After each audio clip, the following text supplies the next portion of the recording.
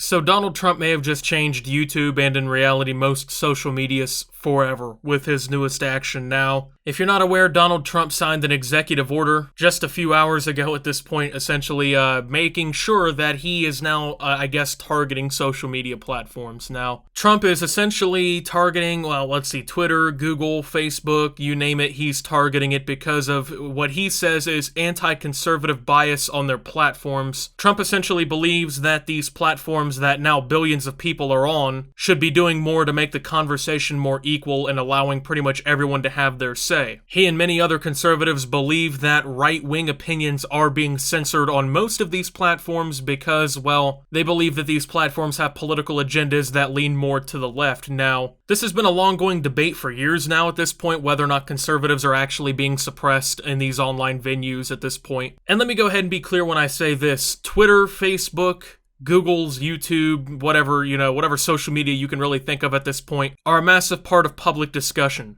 That's true. It's very true. I don't know why people make the argument that they're not. Billions upon billions of people use these social medias, if not daily, weekly, or monthly. They use them to some degree. And a lot of political and, well, in reality, just overall discussion happens on these platforms. They're very important to modern day discussion. And I solely do believe that there should be no bias on any platform. They shouldn't be skewing anything due to their beliefs. Now, with that being said, this could mean a lot of changes for a lot of platforms. So essentially, what Trump is targeting very directly with his new executive order is the section called Section 230 of the Communications Decency Act, which was passed, I think, in like 1995, 1997, something like that. But essentially what it does is it protects online platforms like Facebook, Twitter, YouTube, things like that. It protects them from any liability and lawsuits and things like that for things that people on their platform say. So let's say that Billy posts tomorrow that he hates Donald Trump and he wishes that he wouldn't win the next election or something like that. But then you have Richard, who says that he is an avid Donald Trump supporter and MAGA 2020 and whatnot, right? Well, Trump is basically insinuating that websites like Twitter and Facebook are kind of censoring what Richard has to say, but are completely okay with what Billy has to say because of their political bias. Now, with that, he's now targeting Section 230 of this act, okay, which protects all these sites from legal liability for what creators post and say and share and users say on their platforms.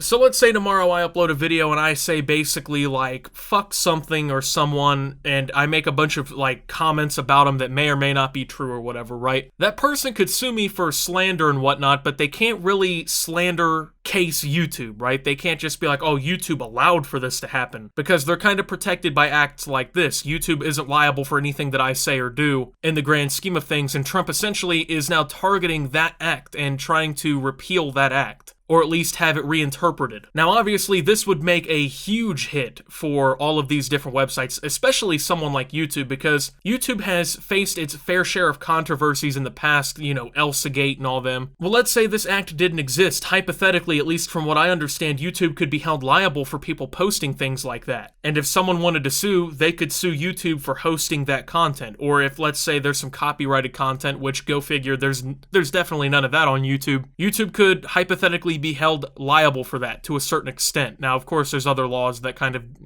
have jurisdiction and whatnot over those kinds of legal matters, but it definitely would make a huge hit for these websites. And if they were being sued left and right for the content and the expressions being posted on their platform, they would lose a shit ton of money very quickly. So it's definitely in their best interest to have a platform that has these kinds of legal protections. Now, essentially, the government sees platforms like YouTube as almost protected because, once again, they're kind of a safe haven. People are supposed to be able to say and do whatever they want on there as long as it, fits community guidelines and whatnot. And YouTube's not really liable for any of that. So, essentially, Trump is trying to take that away. Now, this could do two different things in what I can see out of all this. Two major different things. Now, number one, if this went well and let's say it held together and everything, which there's a good chance that this executive order doesn't actually hold together and it won't do anything, but let's say that it actually does here. It could force platforms like Google and YouTube to treat all of their creators fairly. It could force them to kind of enforce their rules equally and make sure that everyone has a valid discussion available to them at all times. This could be monumental for creator voices. Now, this can be a good and bad thing, but focusing on the good, once again, YouTube could see a monumental shift that creators honestly have been asking for a long time. Creators have always felt like their voices are somewhat suppressed by YouTube in a lot of different ways, especially in the political sphere. There's a lot of political YouTubers who believe that generally right-winged creators are demonetized more and censored more, and they don't show up in the algorithm as much and things like that. Now, I'm not here to tell you whether or not any of that's true. I completely encourage you to do your own research and find your own, I guess, opinion on that on your own, because I'm not here to have a political discussion and take sides, okay? What I am here to do is discuss the potential fallout and ramifications of this executive order. Now, that would be a good thing if all creators got a chance to say what they wanted to say and we had true freedom of speech on the internet, which it's very obvious that we don't, at least in my opinion. Now, whether or not it's politically motivated, once again, that's up for you to decide. But of course, very bad things could happen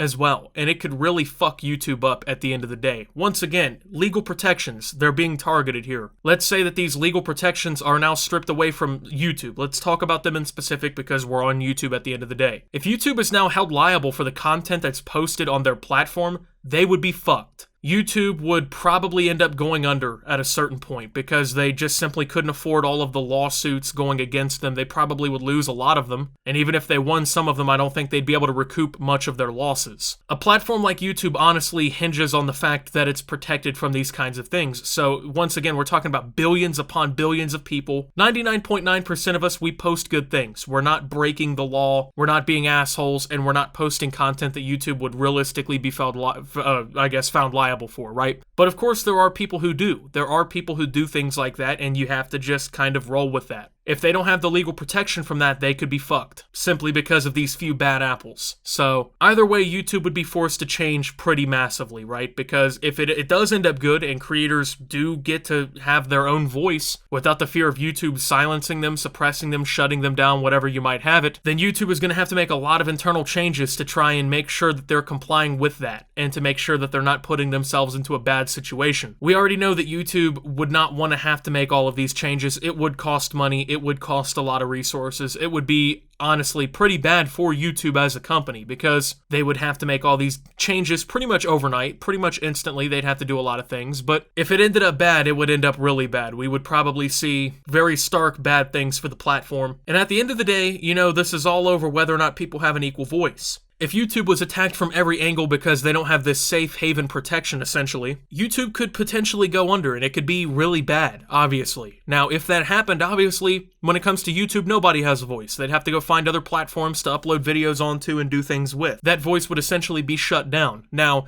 do I know whether or not it's going to go good or bad? Absolutely not. I have no idea. But in all fairness, Section 230 has been pretty much denounced by both sides of the aisle. Republicans want Section 230 to be repurposed or looked at because essentially Trump got 2 labels put onto his tweets by Twitter. That's what this is all really over. I don't know if you guys know this or not, but Trump tweeted about mail-in voting and claimed that it would essentially be destructive and bad, and that it would lead to widespread voter fraud and things like that. And Twitter, under 2 of his tweets where he talked about this, put basically a fact-checked label on it and said that there's no evidence of any mailing voter fraud in any states that have had mail-in voting, which has happened in both Republican and Democrat states. Now, they basically claimed that Trump was being misleading because he didn't provide any evidence for what he said, and it basically contracted against the evidence, I guess, that they had. Trump didn't like that, and that's how this whole thing has started. Conservatives believe that their voice is essentially being, not heard because they think that the Silicon Valley companies that own all of these different platforms are left-leaning and that they don't want them to have their open say. Now, Democrats have openly challenged Section 230 because they want more fact-checking. They want more labels. They want Trump and Republicans to be fact-checked more. It's basically a political game to both sides. But it could have long-lasting effects on all of these platforms that we use daily, whether good or bad. Now, at the end of the day,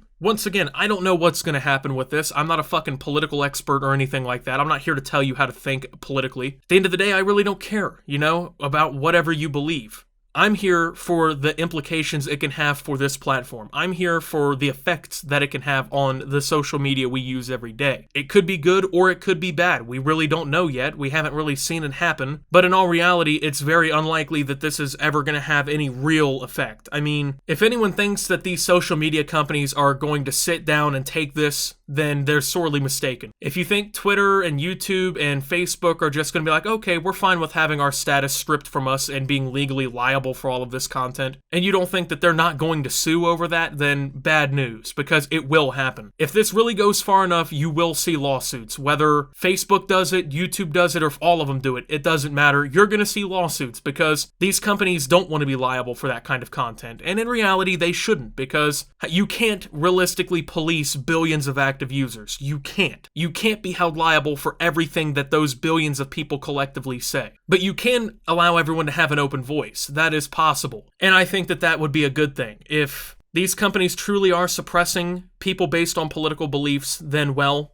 you know, that's definitely not a good thing. So, whether Trump's new executive order has made YouTube a new safe haven for free speech, or it's turned YouTube into a lawsuit magnet that will shut down in 3 years, I don't really know, and I don't think anyone knows at this point. Trump is obviously doing this because he's mad. It's a very political thing for him. He's mad that Twitter put those fact-check labels on his tweet. He wouldn't have done this otherwise. And even though this has been a bipartisan thing, where they kind of look at Section 230 and they want to kind of challenge it, Trump is essentially just the first one to ever make a real move on it. And this isn't going to be something that is fixed overnight. I mean, it's not going to be like just because he signed this executive order tomorrow, everyone's going to be able to come on here and say whatever they want, and YouTube will be held legally liable for all of it or whatever. It's not like that'll happen tomorrow, because Silicon Valley's not going to take this sitting down, and it's going to turn into a very fucking huge public debate / news story / lawsuit, and it will end up landmark. And it's going to be crazy. It's something that's going to affect all of us. So I think that it's important that everyone knows about it and is aware of what's going on. Once again, I completely recommend that you guys do your own research and make your own opinions on these kinds of things. But to say that this wouldn't have any sort of impact on YouTube would be crazy. It would have some impact, and it would be pretty massive, whether it's good or bad. So, with all that being said, thank you guys for watching. If you did enjoy, make sure to leave a like, subscribe if you're brand new around here on the channel, follow me over on Twitter and Twitch at @SubTheOptimus. Make sure to check out Shop Opti down below. Thank you to my channel members. Your support helps my channel tremendously. And until my next video, guys, this is Optimus, kind of watching everything happen, and signing out.